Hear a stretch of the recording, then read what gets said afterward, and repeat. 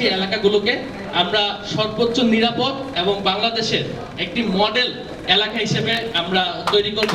আমি আজকে কিছুটা হতাশ হয়েছি, কারণ এই যে আজকে যে গ্যাদারিংটা আমরা করেছি সেটি আমাদের এক সপ্তাহ আগে প্রি প্ল্যান ছিল। আমরা যখন এক সপ্তাহ আগে বসেছি, যারা ছিল তারা জানে, এবং আমাদের কথা ছিল যে আমরা এক সপ্তাহ পরে আজকের দিনে এই এক সপ্তাহে কি কি কাজের আপডেট হয়েছে, অর্থাৎ কি কি কাজের অগ্রগতি হয়েছে, সেই অগ্রগতিগুলা এখানে আমরা জানাবো এবং পরবর্তীতে আমাদের কি কি উদ্যোগ গ্রহণ করতে হবে ট্রাফিক থেকে, সিটি কর্পোরেশন থেকে এবং ক্রাইম পুলিশের পক্ষ থেকে কি কি উদ্যোগ গ্রহণ করতে হবে সেগুলো নিয়ে আমরা সুস্পষ্ট আলোচনা করার কথা ছিল এখানে। সাউথ টাউনে হোক আপনার স্বপ্নের আবাসন, শতভাগ রেডি প্লট, সাথে সাথেই সাফ কাবলা রেজিস্ট্রি।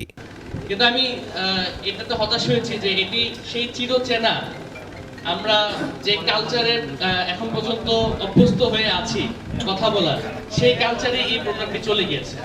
কিন্তু আমি এক্সপেক্ট করেছিলাম আমরা আমাদের যে কালচারটি আছে সেটি পরিবর্তন করতে পারবো এবং আমাদের সময়টাকে এফেক্টিভ ভাবে, কোয়ালিটি ভাবে আমরা এই সময়টাকে কাজে লাগাতে পারবো।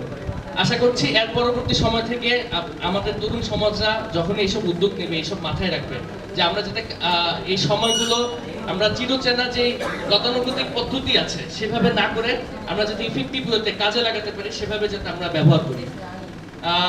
আপনাদের এখানে রাস্তার একটি সমস্যা আছে।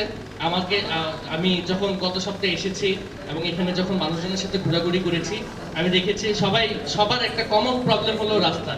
কারণ এখানে ঢোকা এবং বের হওয়ার জায়গা একটি, এবং এই একটি রাস্তাতেই সকল গাড়ি, অটো, ট্রাক বলে সবকিছু চলাচল করে, যার কারণে এই এলাকার যে মানুষরা রয়েছে তাদের এই দুর্ভোগের কারণ।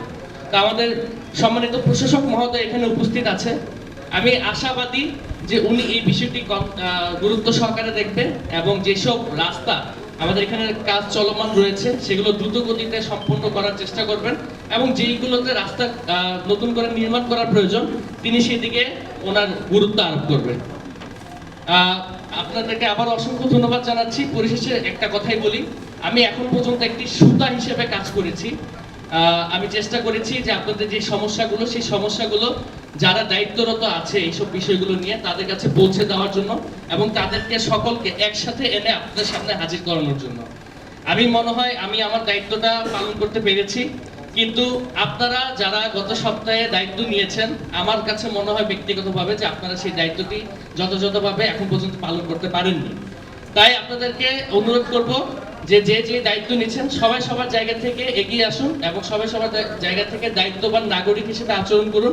সমাজের দায়িত্ব নিন, যুব সমাজের দায়িত্ব নিন এবং এই বাংলাদেশকে তথা এই ঢাকা 18 আসনের আমাদের যেই এলাকাগুলো রয়েছে সেই এলাকাগুলোকে আমরা সর্বোচ্চ নিরাপদ এবং বাংলাদেশের একটি মডেল এলাকা হিসেবে আমরা তৈরি করব, যাতে করে পুরো বাংলাদেশ এই ঢাকা 18 আসনকে দেখে শিখে এবং ঢাকা 18 আসনকে দেখে পুরো বাংলাদেশ যাতে পরিবর্তন হয়।